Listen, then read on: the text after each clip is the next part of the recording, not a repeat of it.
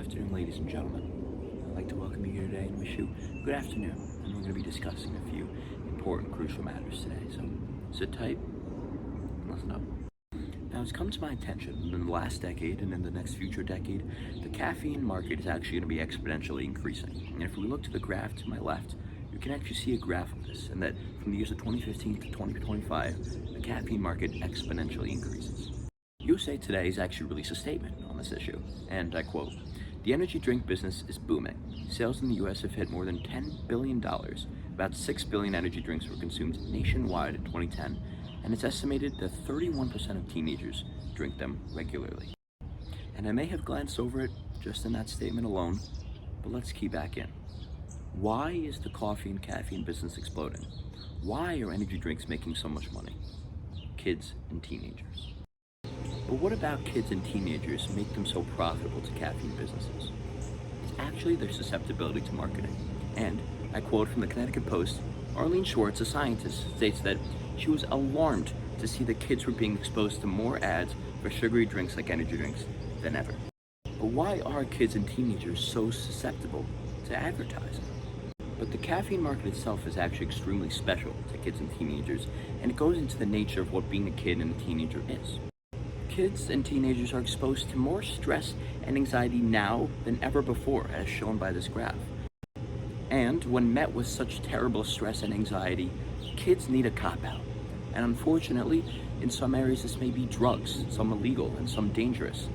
But in most, they're legal, like caffeine.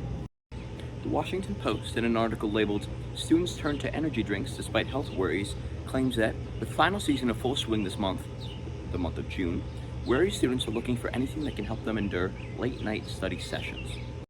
And that there is the key. Students, such as teens and kids, are in such need of a cop-out like caffeine because they're exposed to so much stress and anxiety that they turn to caffeine products. So the caffeine market can capitalize on this stress and anxiety and advertise to teens and kids for the most profit. Now you might be thinking, why is this a problem, right? Every market and every demographic gets advertised to at least some point. And I don't disagree. However, the problem in this advertising is the caffeine itself. Caffeine can be extremely, extremely dangerous in high amounts. For example, too much caffeine can cause symptoms like headache, even more anxiety, irritability, chest pain, trouble sleeping, and increased heart rate. And for kids, this can be extremely detrimental. And so, the dynamic of this relationship between caffeine companies and their consumers is that they advertise to teens who are more susceptible. And so, these teens automatically conform to their advertising and buy caffeine products. But unfortunately, many times, what happens is these kids cannot take so much caffeine. And so, they experience these problems, which of course make their lives even worse than they already were, and in some cases can cause death. Unfortunately, this issue isn't new, and it's actually been affecting our country for more than a decade. In fact, multiple lawsuits, one explicitly against Monster Energy, has actually revealed this unethical advertising to teenagers. If you watch this video to my left, we can see just a little bit of context on how dramatically this is affecting our nation. Well, the data speak for themselves, is that for the past couple of years, thousands of children are being admitted to emergency rooms with cardiac problems and other issues related to drinking energy drinks. And it's going up at an alarming pace. And so the lawsuit is saying that these companies marketing to kids. What a shame. Now, I'd like to look at some specific examples of how caffeine companies have been advertising to young adults in the modern world, with the first being energy drinks. Before, we just looked at an example with Monster, and that lawsuit was specifically for a partnership with Call of Duty. Now, Call of Duty, a video game, is of course advertised to teenagers. So, when Monster Energy partnered with Call of Duty, the amount of teenage customers actually increased dramatically. Other companies like Bang and C4 have been known to use candy items in their products, such as Sour Patch Kids, Oreos, Chips Ahoy, and even Starburst to attract these younger customers. Last but not least, Bang Energy has been known to advertise on TikTok, a social media platform with a high number of kids and teens. And what Bang would do is they'd seek out specific influencers with a high percentage of kid and teenage viewers. Now, energy drink companies represent the most unethical and infamous of all caffeine companies, but it's important to note that coffee companies like Starbucks and Dunkin' Donuts have done the same unethical practice of advertising to teenagers. Let's have a look. Dunkin' Donuts has taken an almost identical approach to the marketing to teenagers in the caffeine world as Bang Energy. Using TikTok as their platform of choice, they chose one specific influencer, Charli D'Amelio, the most popular TikToker, to have her advertise Dunkin' Donuts. The results? Dunkin' Donuts had a new flavor, the Charli, and so teenagers and kids were now purchasing another caffeine product, one they would never have chosen before. Just as Bang Energy and Dunkin' have been similar in their ways to advertise to children, energy drink companies like Ghost and C4 are very similar to Starbucks. Just as Ghost and C4 have created new products with a new teen twist, Starbucks has done the same. Let's have a look.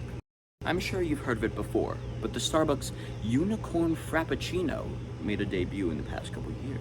Using the name Unicorn Frappuccino and having highlighting and popping colors like pink and blue in this Frappuccino of course appeals to children and teenagers.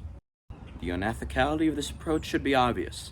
As we know, those with no development issues, such as adults, are not going to buy a unicorn frappuccino, they're going to buy their go-to decaf. But children and teenagers appeal to the unicorn and popping colors are going to make the obvious choice. They're choosing unicorn. Now, a topic like this one is no less than frightening. But what exactly can we do about it? Hilary Stout of the New York Times released this statement about such a scary topic. I feel like we have a better sense of how many kids are smoking pot, marijuana, than how many kids are using energy drinks.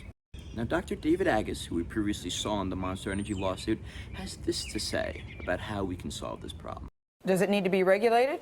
No question about it. I mean, we regulate Inderol, we regulate, Ritalin, we regulate Adderall.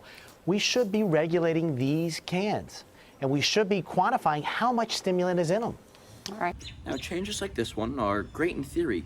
However, they're still solely hypotheticals. But what can you do to make an actual change in your life? Now, making one of these changes may seem tricky. However, if we follow the steps that I've outlined before you, it would be quite simple. The first step is to understand. As you're listening to this video, I'm sure you're comprehending some information. But make sure you're comprehending it all, because it's your life on the line. Step 2 is to reevaluate. Using the understanding that you gained from step 1, apply it to your life. See if it applies. See if you need to make a change at all. And if you do need to make one, make it. And step 3 is the key. If you do need to make a change, one that you've figured out through the reevaluation step, take action. Now, taking action can be simple or complex. Taking action can mean not having that cup of coffee in the morning, or not having that Bang energy drink. Or taking action can mean cutting caffeine out of your daily routine completely. Either way, self-improvement is self-improvement. These 3 steps can be followed in any scenario, whether it's listening to me and understanding the video, or it's listening to an ad targeted towards you. As long as you understand, reevaluate, and take action, change will be made. I'd like to draw your attention to a real-life victim, my good friend, Zoe Kelly. Now, Zoe Kelly fell for the advertising of Starbucks and has become a repeat customer.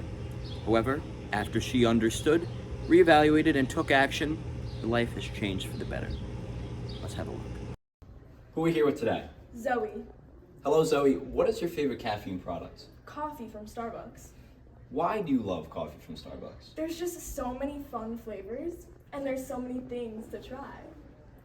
How much coffee do you drink? I have a coffee every single day. How do you feel about Starbucks advertising? I think they're really good at advertising because they introduce so many cool drinks, and it makes you want to try more caffeine. Thank you very much, Zoe. After understanding how Starbucks is taking advantage of me through their advertisement, I began to reevaluate myself and my need for caffeine and coffee. And so, I took action and cut Starbucks out of my life completely. I have never been better. Topics like this one can be scary as they're so relevant in our society, and we've become so accustomed that we don't seem to recognize them anymore. But as we can see, when we understand, reevaluate, and take action with topics like these, we make better changes to society. Thank you. I'm Blake Becker. Thank you for listening.